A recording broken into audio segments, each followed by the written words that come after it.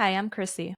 And I'm Jess. And this is Financial Progress. Today we're diving into a topic that can be a bit, well, let's say uncomfortable for some people to talk about, but it's super important. We're talking about prenuptial and postnuptial agreements. Ooh. Yes. It does get uncomfortable for some people. And you've probably heard of prenups, but what about postnups? And what exactly do they cover? And we're here to clear up the mystery. Yes, so let's start with the basics. So, Mhm. Jess, do you want to explain what a prenup is? Sure. A prenuptial agreement, aka prenup, is a legal document that a couple signs before getting married. It outlines how they'll handle their financial matters in the event of the D word, divorce.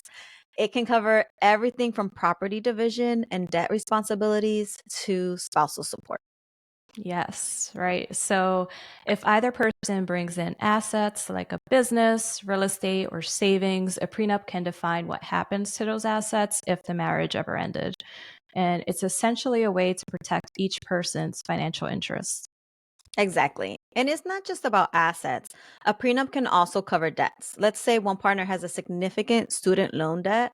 A prenup can specify that the debt remains their responsibility and it won't be divided in divorce.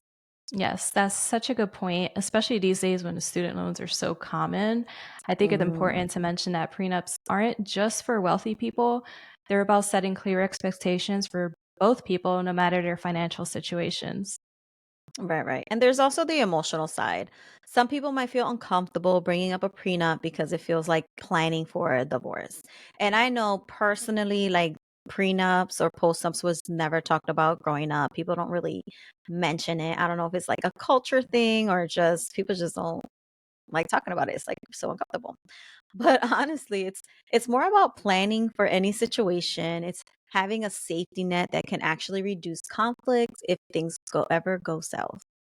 Yes, and I think also sometimes when things do go south, that's when you're not thinking straight. So Mhm. something might happen in your marriage where you do need to separate, and trying to figure out that stuff after the fact, after you've been hurt or after things go south is always super emotional, and it could lead you to make very poor or bad decisions. So it's like insurance, it's there just in case. If you ever need it, even better. So now on the flip side, let's talk about a postnuptial agreement or a postnup. Yes. Yeah, you made me think of like when people are really upset and they're getting separated or, they're getting divorced and they're just like, "Yeah, I want to take all your money. I'm going to get you for everything." Well, if you had a prenup, that's not going to happen. But yeah, it's just like you just think about those things because sometimes a lot of people do things out of anger. And where if they already had this in place, you don't really need to worry about anything happening because they already kind of made up a plan for it.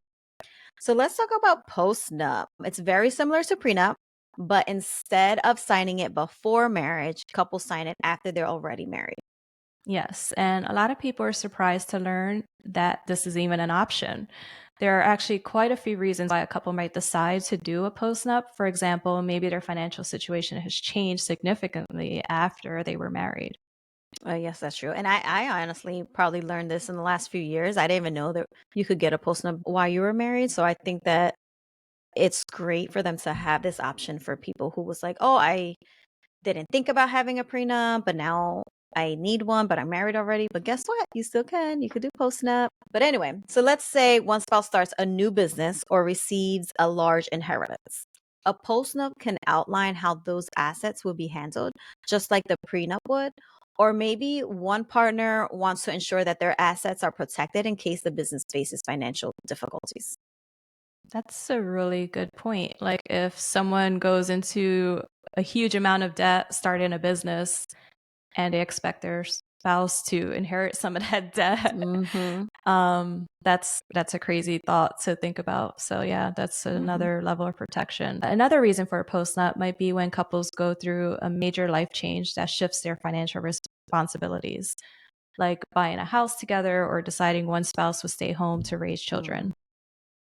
Yes, that's a good one. And the interesting thing is a postnup can also be a way to address marital issues. Let's say a couple goes through a rough patch and wants to stay together, but has concerns about finances. A postnup can clarify those financial boundaries, which might ease some tension. Yes. And I just want to go back to the spouse staying home to raise children because Mhm.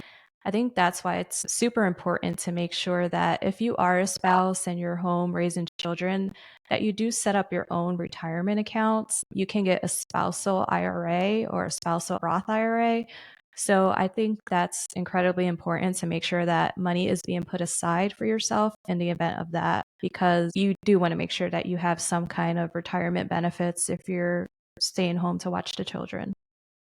Yeah, that's good to know too, because I was a stay-at-home mom for 4 years and I didn't have nothing at all. So it's great to learn all these things and we can pass it down to people so that if they are stay-at-home parents, that they will still be able to have some type of retirement account.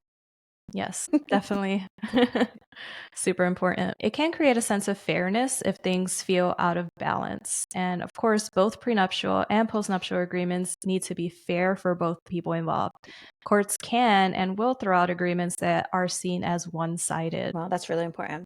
Both parties should also have their own attorney to review the agreement. This helps make sure everything is fair and is understood.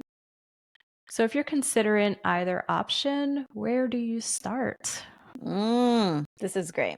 So I would say step one is just having an honest conversation with your partner about finances, your values, and your future goals. It's all about creating a foundation of trust and understanding, and then consult with a lawyer who specializes in family law.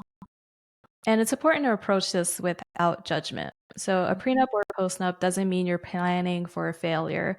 It's a smart tool for building a financially sound partnership. And it also Yeah. might not be for everyone. So, Mhm. if you're thinking that maybe you don't need one, then it might not be for you, but it's something that you and your spouse can talk about.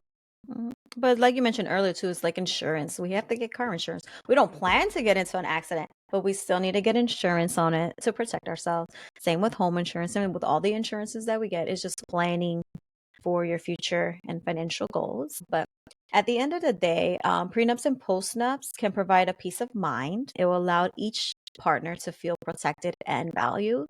And it can actually strengthen the marriage by clearing up any money related what ifs. Yes, before things go down south, before you start making decisions out of a poor mindset or Mhm. a poor sense of that person. So I couldn't agree with you more. We hope this helped answer some questions and clear up any misconceptions about prenups and postnups. We just wanted to make sure because we know we did a Reddit and it talked about making sure you get a prenup. And we just wanted to get into more detail so that you understood what prenup and postnup meant and understand what type of protection it has over your finances in a marriage. And remember that everyone's financial situation and goals are different, whether you decide to do a prenup, a postnup, or neither. The important thing is open communication and mutual respect. Absolutely. So thanks for tuning in, everyone. Until next time, keep those conversations open and honest. Bye. Yes. Bye.